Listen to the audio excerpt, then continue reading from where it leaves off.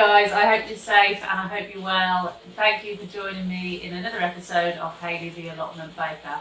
Now I'm going to apologise in advance. The rain is here again and is pounding down on the conservatory roof. So I'm trying to talk a bit louder than usual just to make sure that I drown that noise out. So today we are back in the kitchen using some produce that we've grown on the allotment to make something lovely with. Now today is going to be my first non-sweet recipe. I am going to be making Courgette Parmesan Crisps for those cheese lovers out there, and then some Salted Kale Crisps as well, which are going to be olive oil and sea salt based. Now I've never made either of these before, so this is a totally new experience for me, but I'm going to give it a go and see what happens.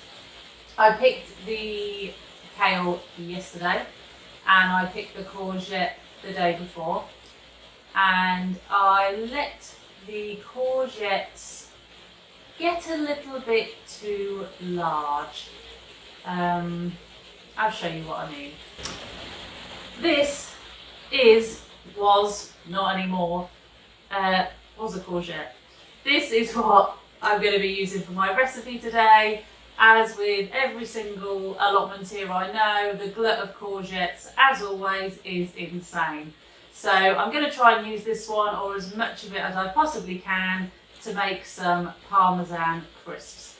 They are supposed to be delicious. Like I say, it's not that I've never made them, I've never actually tried them. So it is going to be a whole new experience for me. So without further ado, we may as well get in the kitchen because this rain is driving me mad. And let's just give it a go. Okay, so as always, I'm going to do a quick run through of all the ingredients. Today, it really will be a quick run through of all the ingredients. This is a really quick, really simple, she says, she hasn't done this before. The recipe itself is very quick and very simple. So obviously, like I said, you are going to need 2 medium courgettes, or a really overgrown borderline marrow sized courgette. I'll just see how far I go. I'll maybe use a third, maybe half. We'll see how I get on with this. You're also going to need a drizzle of olive oil, salt and pepper to season, and 50 grams of Parmesan cheese. And that is it for this recipe. So that's that one. For the kale chips, you are going to need 100 grams or a large handful of kale. Now this year I have only grown scarlet kale. I haven't grown any traditional green kale. I haven't done that this year. So I'm sure it doesn't matter. I'm sure that's completely irrelevant. I mean, the scarlet kale is beautiful. Really pretty, really nice colour. So 100 grams or a large handful. Obviously with them being crisp, they are going to shrink. So when they are in the oven, I'll be very surprised if I end up with that many crisps. So that's the kale. Again, you're going to need a drizzle of olive oil.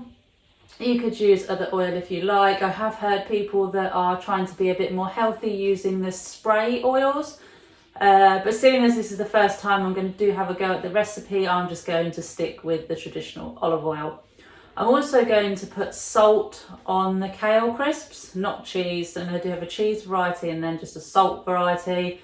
I might also put some herbs on there, so I might do a bit of oregano or a bit of garlic. I'll see what takes my fancy. But that is it in terms of ingredients. So for the courgette, it's the courgette, the Parmesan cheese, the olive oil and the seasoning. And for the kale crisps, it is just kale, seasoning of or herbs of your choice, and oil. So what I'm going to do first is start with the courgettes. So all the ingredients are now here and ready. I've washed the courgette, and the first thing I'm going to do is obviously slice that into thin slices. Now they need to be really thin. I'm a lefty, so I'm going to turn it over and cut it from the left. They need to be really thin because they are crisps. So there's no point having chunky slices. They're only going to get wet and moist. As you all know, courgette is 99% water, so the idea is to get as much moisture out of them as possible, and then hopefully they will make some really crispy crisps. So I'm going to cut it, like I say, as thinly as I can. I'm also just going to lay down a couple of sheets of kitchen towel, just so that the courgettes can be placed on there and they can just absorb a little bit of the water to start.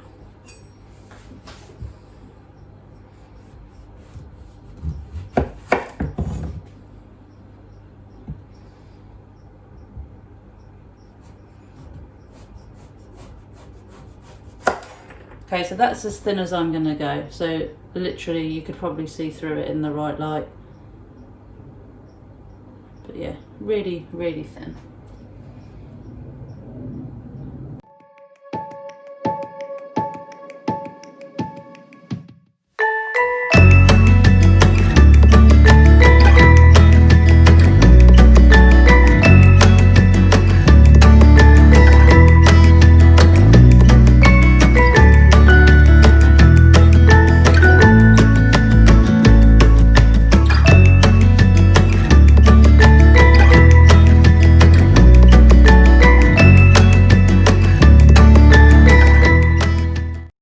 Okay, I'm going to leave it like that for now and see how many we've got. You will need to preheat your oven to 180 degrees or gas mark 5. Fan oven, you could do it a little less, so maybe 160 degrees, something like that. So now, yeah, you can see that these courgettes have still got a lot of moisture in. Obviously you don't want to remove all the moisture from the courgettes because the cheese needs to be able to stick to something. So if they're totally dry, there sort of might be an issue there.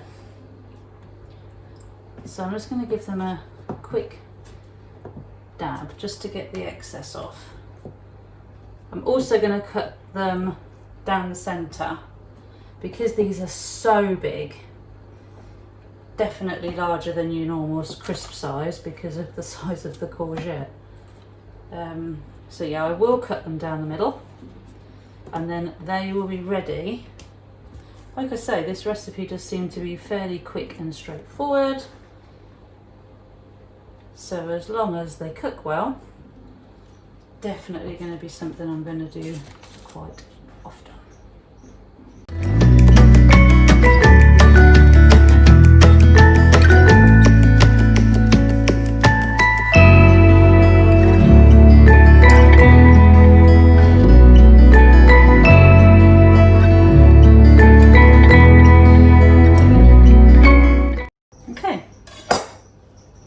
The next stage is to get the mixture that you're going to put the courgettes into ready.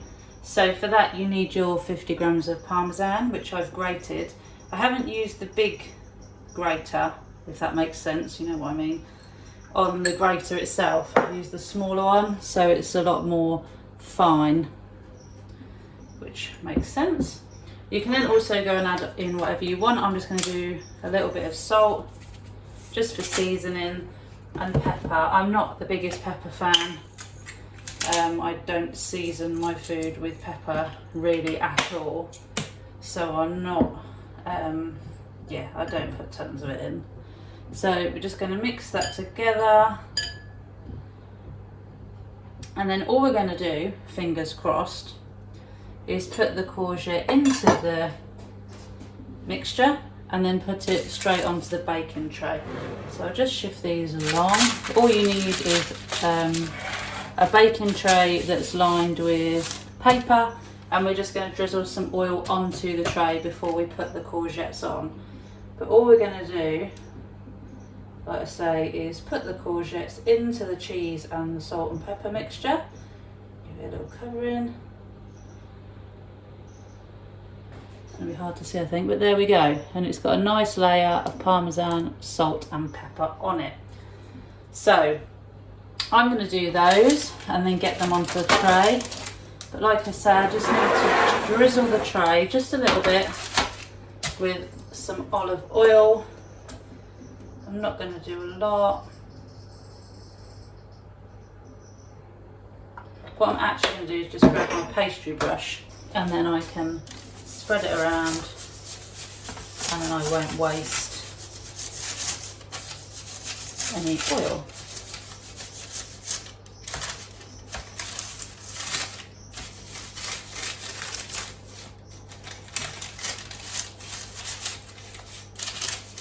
There we are. So that's, like I say, that's the first one done. So I'll put that on the tray and then I'll continue with the rest.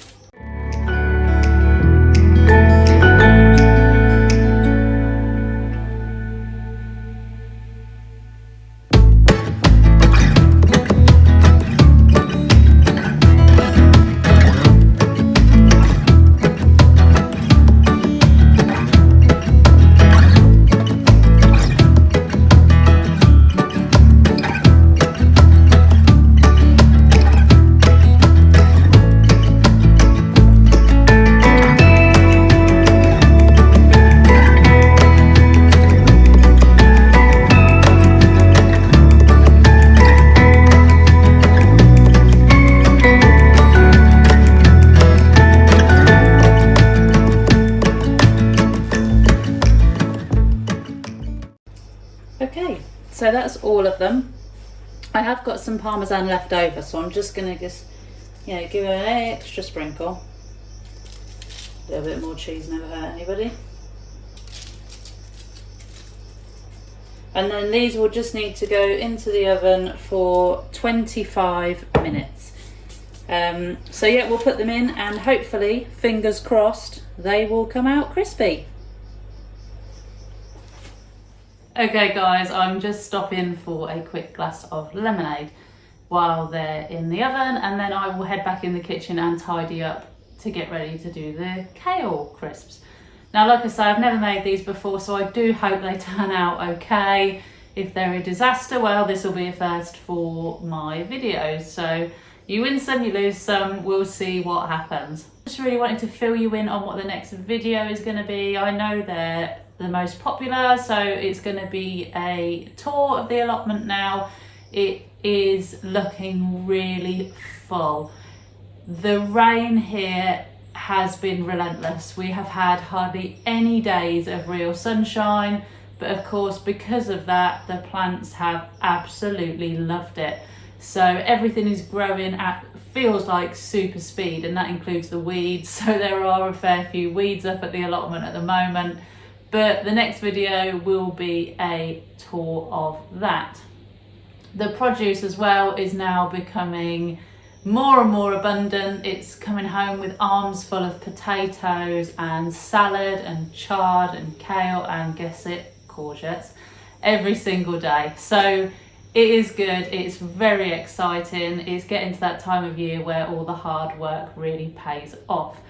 I've got a couple of pictures, so I'll put them up for you now so you can see the what I brought back yesterday. Basically, we spent the morning up at the allotment with our nephew, and when he left we spent another hour or so up there just doing a bit of tidying and picking fruit and veg to bring home, so that was lovely too. So yeah, that's a few pictures of what is growing now and what we're bringing home. But next Friday's video, hopefully, albeit well, if I can get out, even if it means putting my wellies on, I will get you a tour of the allotment. So I'm just going to finish my drink now, and then I'll get back in the kitchen, turn these courgette crisps over and do some tidying to get on with the kale.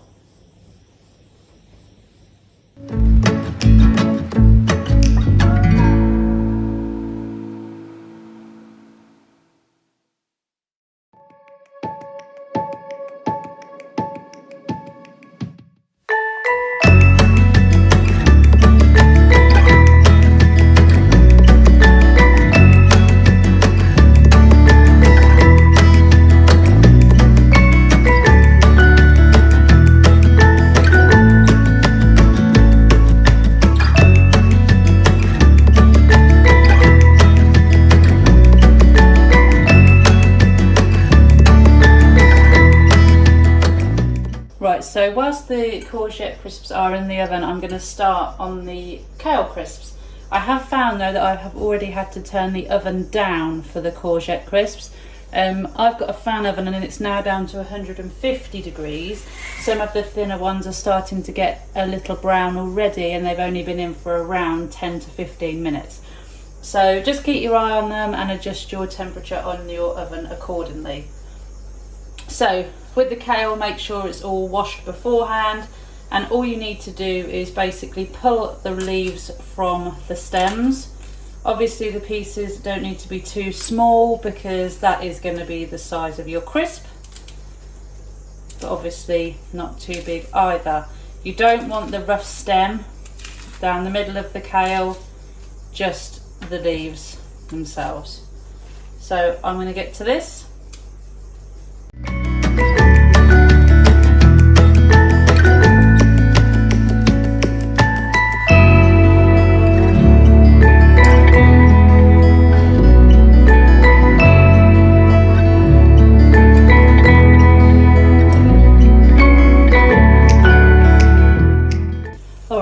I think I've got enough there. That's almost a whole bowl full. So what you need to do now is add a tablespoon of olive oil, or like I said earlier, the oil of your choosing.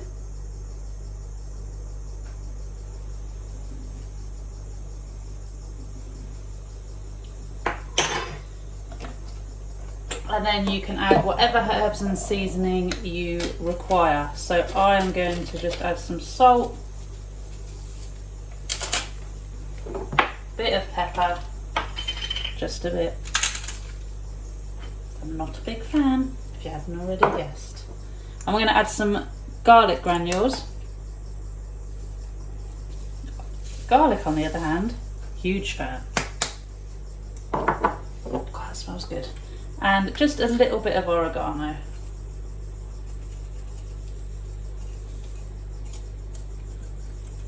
And then all you need to do is work your hands into the kale to make sure it all gets a nice even coating.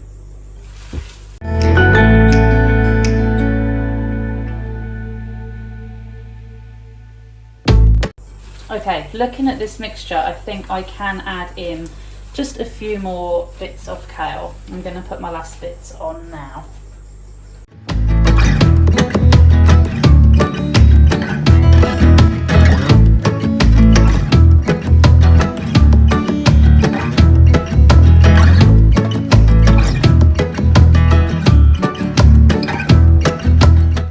Okay, so that's that.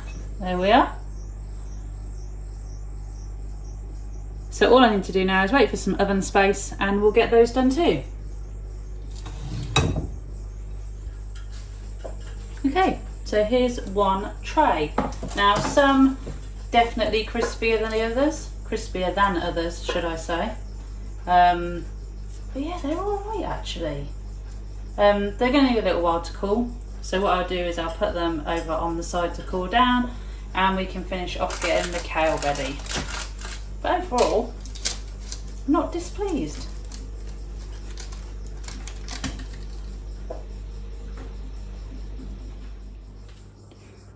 Right then, so now all I need to do is do exactly the same with the kale onto the baking tray. Now obviously, as the kale is already covered with oil, we don't need to oil the tray as well. Hopefully the kale will look after itself in that respect. So I'm just gonna lay it on the tray. I might have to do this in 2 batches because of the amount of kale, but we'll see how we go.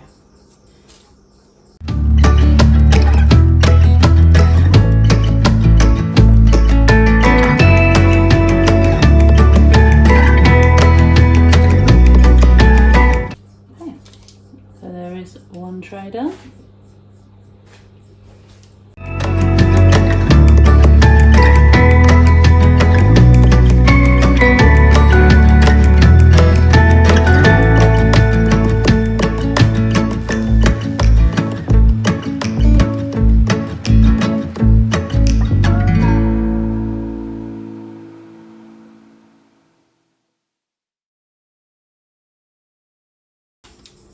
And there we are. I still have a little bit left, so I'm just going to quickly make up one more tray and we'll get them all in at the same time. But fingers crossed, oven is the same temperature. I've left it around 150, and like I say, with the others, I'm just going to keep my eye on them.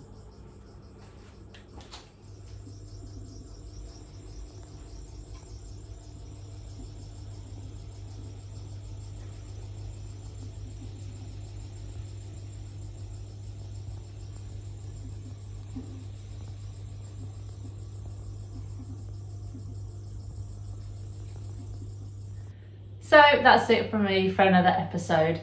The kale chips in the end only took about 10 minutes in the oven, and they are so crispy, so Moorish, and actually totally delicious. I was a bit skeptical about the kale ones, but yeah, they're really, really good. So please, please, please let me know if you try any of these recipes out for yourself. These ones this week were quick and easy, and anyone can have a go. Get the kids involved and, you know, make it a really good time. But yeah, let me know if you try any of them, and also, as always, if you have any other recipe suggestions for me to have a go at, send me a message or pop it in the comments and I'll see what I can do. As always, if you use Facebook or Instagram, I'll leave my links on the screen now for you so you can follow me on there as well. But have a lovely week everyone, and I'll see you all next time.